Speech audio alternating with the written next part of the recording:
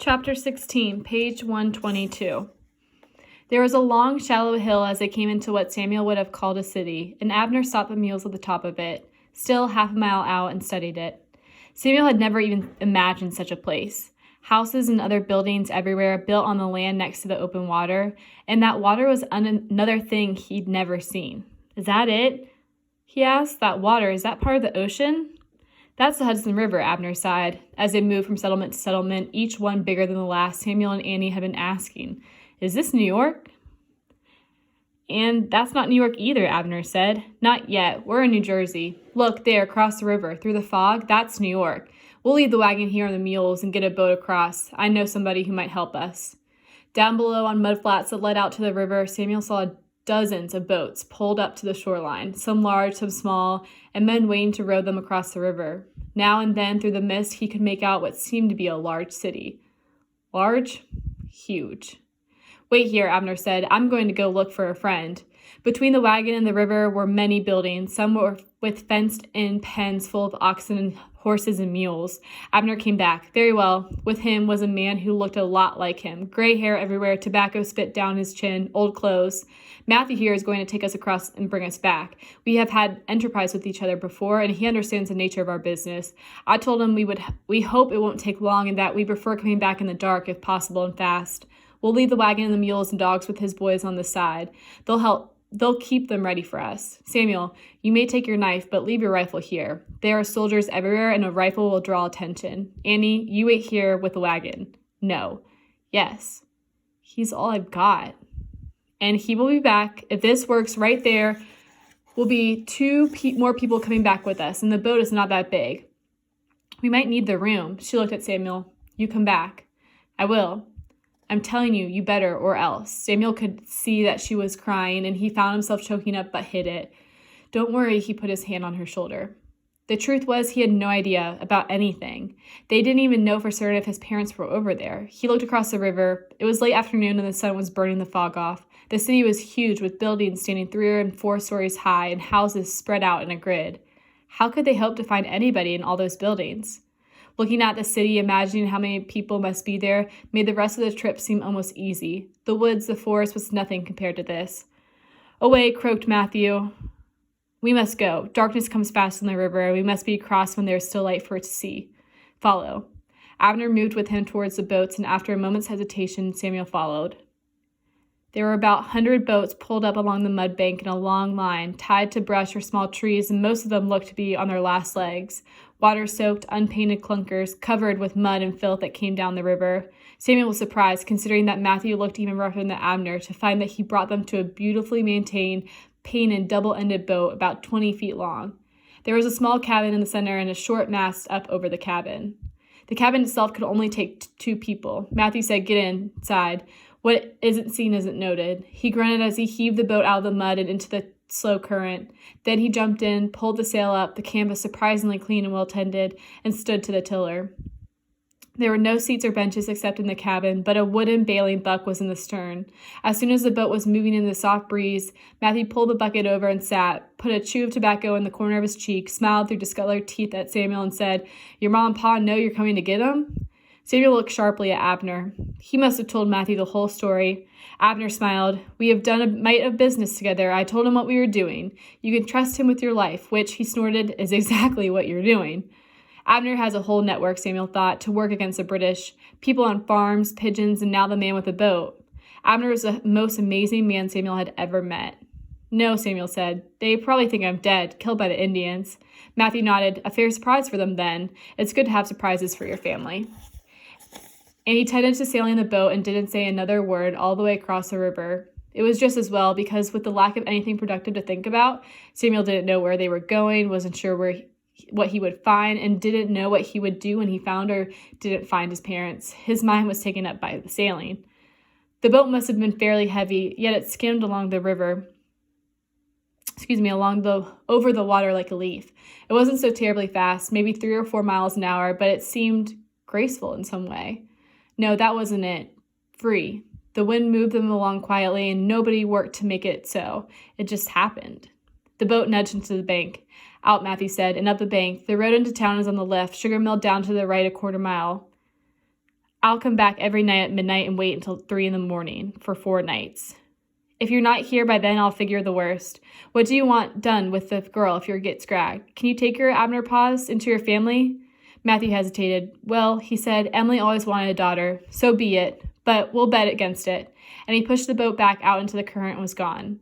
Abner said, let's get to it, and he moved up the bank with Samuel following. At the top, Samuel stopped dead. There were people everywhere, along the road into the city and down. The side road that led to the sugar mill, maybe hundreds of them, and it seemed that almost every man was wearing a red coat. Soldiers were wherever you looked, armed and walking next to the buildings, roughly forcing civilians to move out into the street.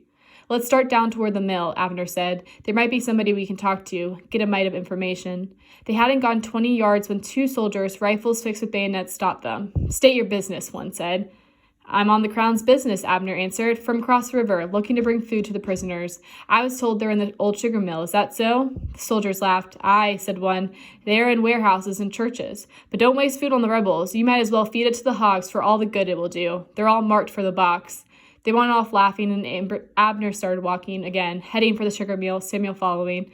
What had the soldiers meant by marked for the box? He was so engrossed in his thoughts and in keeping with Abner, who could walk surprisingly fast, that he almost ran full on into his mother. His mother? Right in front of him. It was a thing that could not happen, impossible. For the first moment, neither of them believed it. She was dumping out a bucket of slops in the gutter as he was dashing down the street after Abner. She glanced up at him and then back at the pail, just as he dodged out of her way, hurrying to keep up with Abner. In that instant, though, their heads jerked back to face each other, and they stood stunned. The world around them stopped.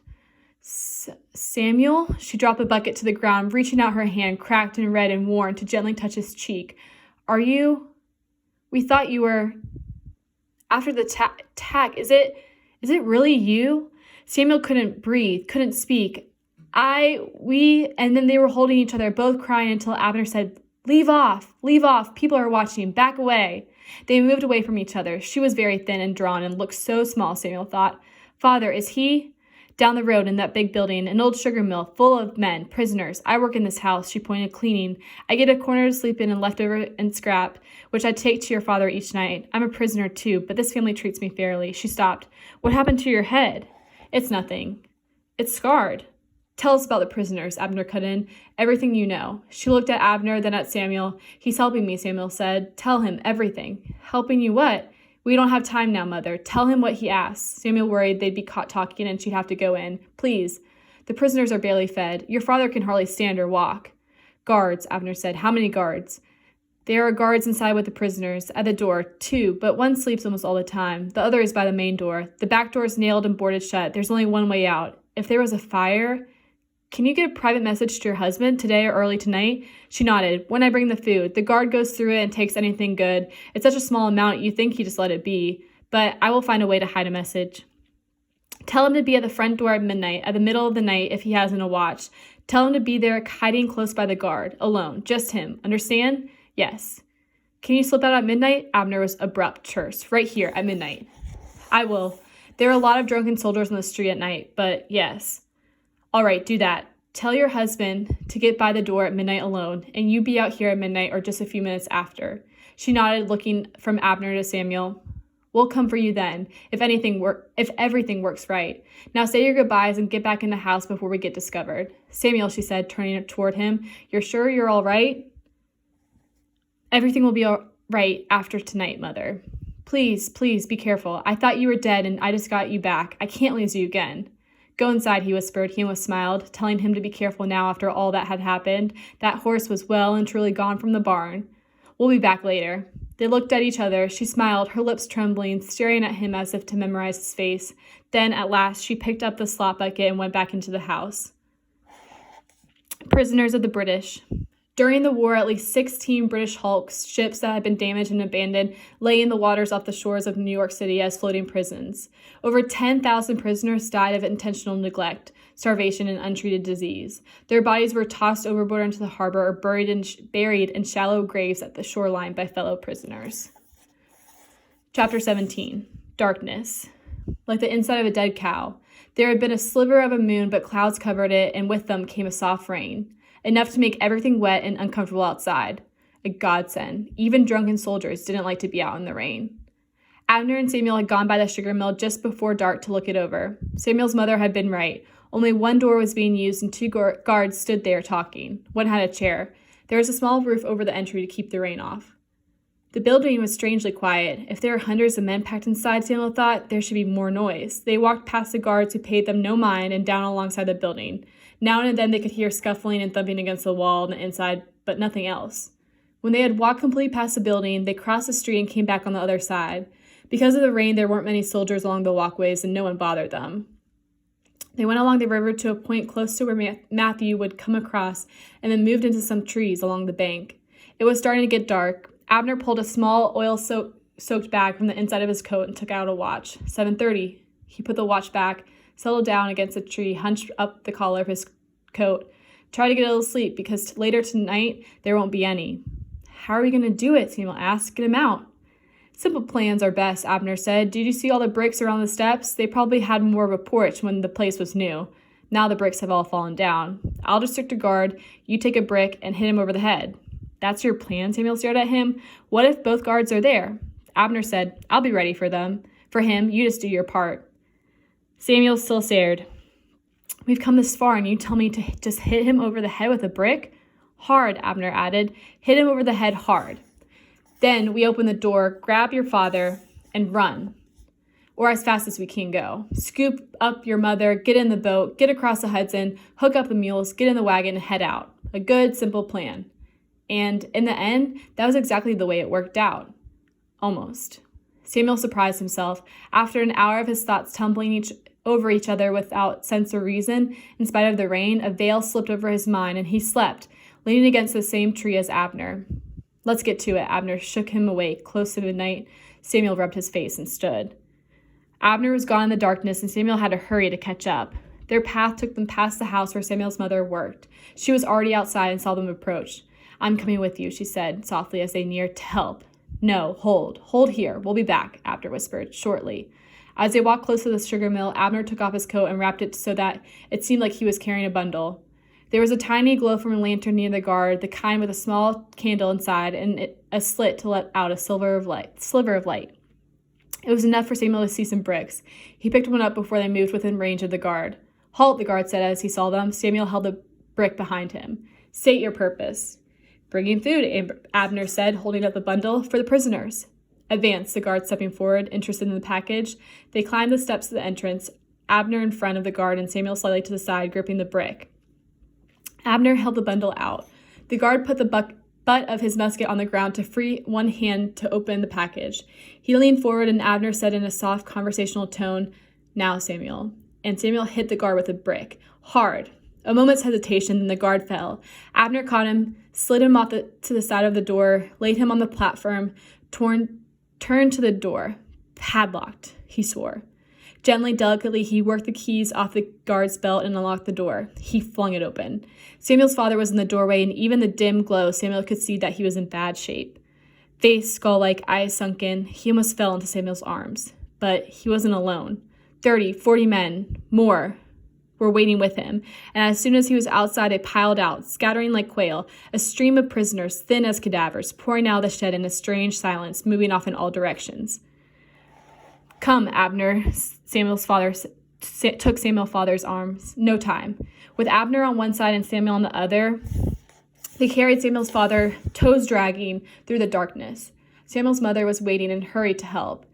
Twice they tripped and stumbled in the darkness, but they were up fast and moved as rapidly as possible to where Matthew would be with the boat. He wasn't there.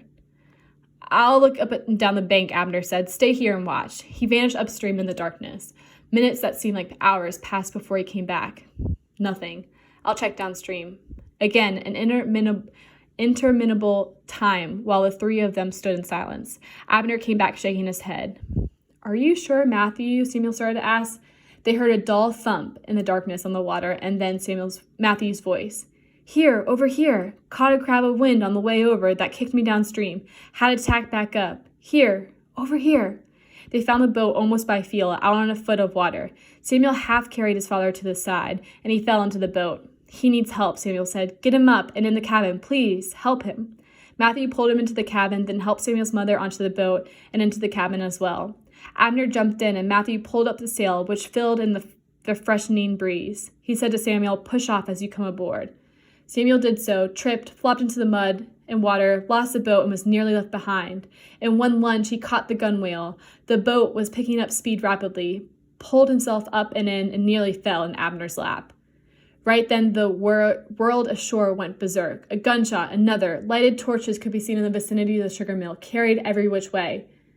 "You didn't," Abner said. "Hit him hard enough." "I thought I killed him." He raised the alarm.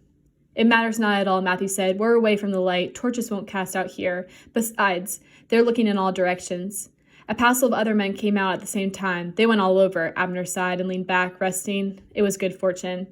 "Fortune favors the well-prepared," Matthew said. He stood from the bucket where he was sitting and took out a package wrapped in cloth. Emily sent beef sandwiches and milk mixed with rum. "Rum?" Samuel asked. "Milk and rum?" "Heats the blood, makes the food go in better. It's not for you, but your father. Here, hand it in the cabin. Tell him to eat slow or he'll lose it." Samuel took the package and moved into the cabin. If possible, it was darker inside than it was outside. "Mother? Father?"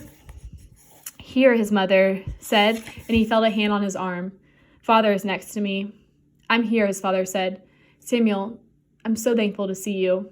Small laugh. "Well, I can't see you at all, my son. I never dreamed you were still alive, much less that you would win me my freedom in this bold manner." His voice was faint. "Hold your hand out." Samuel fumbled in the package and pulled out a sandwich. Matthew brought food. He held a sandwich out in the void, felt a hand grasp it. He heard his father woofing it. "Eat slow, or Matthew says you'll lose it." He fished a small-lidded crock out of the package. "Here's some warm milk mixed with rum. He says it'll make the food go down better." The chewing slowed as he held the crock out. In the darkness, felt his mother's hand take it. "Here," she said. "I've got it." "Samuel, who are these men? We owe them so much and we don't even know them." "They're friends. Abner and Matthew. Matthew owns a boat. We met Abner on the way. Oh yes, you have a daughter." "What?" "You'll meet her when we get to the wagon. Her name is Annie. She needs us. It's been part of this run." He took a few moments to tell them the part about Annie without too many details of the Hessian attack. It was too terrible to describe. "Then she's our daughter," his mother said in a firm voice. "From now on, as good as blood." His father stopped chewing, swallowed, drank some of the rum and milk mixture. Food. When you haven't had it for a while, it tastes as sweet as anything you've ever eaten. Tell Mr. Matthew thank you.